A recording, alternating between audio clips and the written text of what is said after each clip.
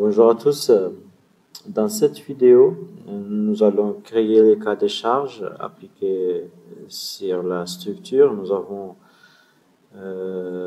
différents cas de charge. On a une charge permanente appliquée sur la dalle. Il s'agit de la charpe et le carrelage dans le rez-de-chaussée. Nous avons aussi la forme d'apprente. La forme d'apprente aussi et les revêtements d'étanchéité. Cette surcharge permanente se trouve sur la dalle supérieure de la toiture. Et nous avons aussi le poids propre du mur. Donc, sur le modèle, on ne modélise pas les murs en maçonnerie, mais on applique une charge linéaire à leur place. C'est-à-dire, là où il y a un mur, on applique une charge linéaire qui vaut le poids propre du mur par mètre linéaire. En plus de ces trois charges permanentes, nous avons aussi le poids propre du plancher cork 16 × 4. Dans notre modèle, nous avons modélisé le plancher par des panneaux qui n'ont pas de poids. On appelle ça des bardages. Donc, c'est juste une sorte de panneau qui nous aide à répartir les charges. Donc, par la suite, nous allons mettre le poids propre de ce plancher. Donc ça, c'est en ce qui concerne les charges permanentes. Donc pour les charges d'exploitation, nous avons deux charges. Une charge d'exploitation sur la dalle rez-de-chaussée, 250 kg par mètre carré, et une autre charge d'exploitation sur la dalle terrasse, la dernière dalle. Ok, donc on ouvre le logiciel, donc, on procède aux créations des cas. Pour créer les cas, on vient ici sur cette fenêtre et on clique sur chargement. Chargement, on trouve cette fenêtre où il y a le cas de charge, description du cas. Donc, on a le numéro, le préfixe et la nature, son nature et la nature. Donc, notre première charge, c'est une charge permanente, PP, poids propre, c'est le poids propre de la structure. On appelle PP, on peut le nommer poids propre de la structure. Donc, c'est automatique. C'est la structure entière. Donc, c'est le logiciel il prend en considération le volume de section et la densité pour générer le poids propre. Donc, la deuxième charge qu'on a, c'est chape et carrelage du PH RDC. Donc, on copie cette ligne et on vient ici, on remplace le nom. C'est une chape. Chape et carrelage sur le PH RDC. On le nomme G1, poids propre,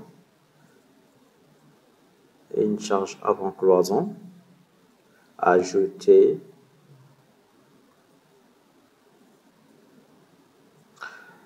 après, la charge suivante, c'est la forme d'apprente, revêtement d'étanchéité. Donc, au niveau de cette charge, revêtement d'étanchéité, sur PH, R, voilà. Ben, avant ou après cloison, ça ne change pas trop, c'est au niveau des flèches. Donc, GD, ajouter. Ça, c'est le troisième cas. Vous voyez ici, nous avons déjà le préfixe, puis le nom du cas, puis la nature.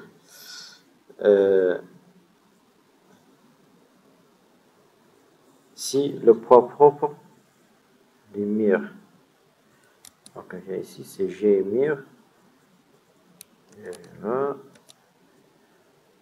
G mur. Une charge permanente encore, ajouter.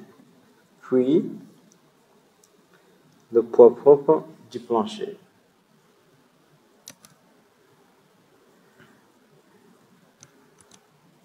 GPH, le préfixe GPH, et on clique ajouter.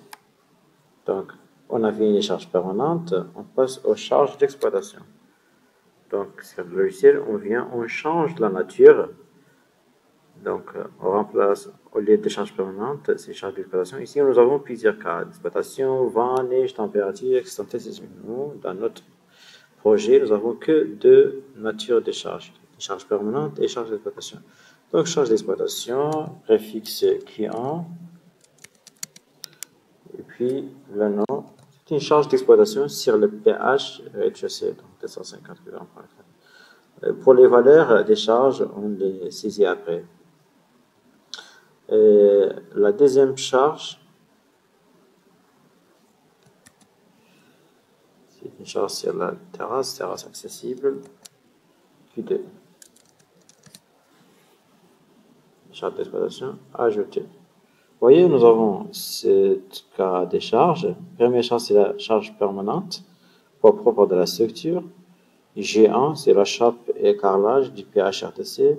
Et GT, forme d'apprente. G, ça c'est le poids des murs en maçonnerie. Ça c'est le poids du plancher. Et ça c'est une décharge d'exploitation sur le pH rez-de-chaussée et sur le pH terrasse, dernière pH. Donc,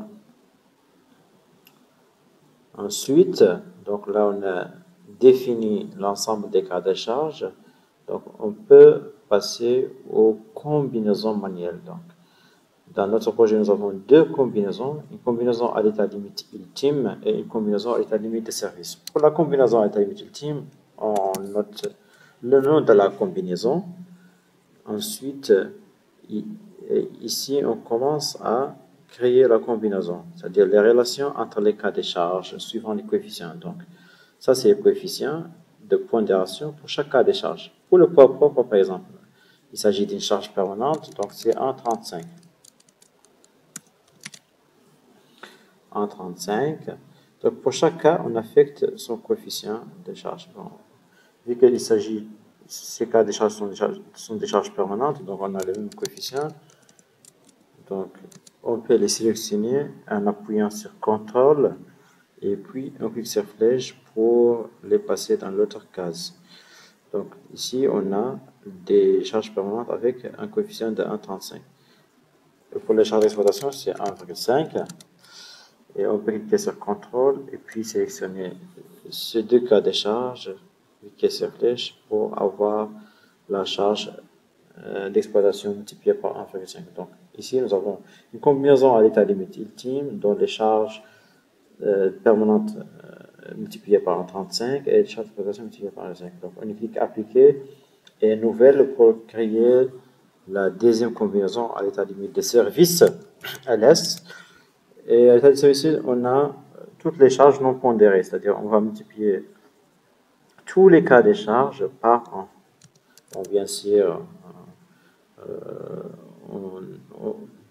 dans les combinaisons, on ne fait pas rentrer élu, donc on n'a que les cas des charges. Donc, faites attention de ne pas rajouter élu avec les cas de charge. Donc, on sélectionne de l'autre côté, c'est appliqué.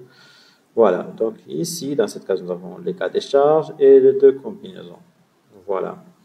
Donc, pour la vidéo suivante, on va appliquer les charges sur la structure. Ici, on a les cas des charges, on a les combinaisons.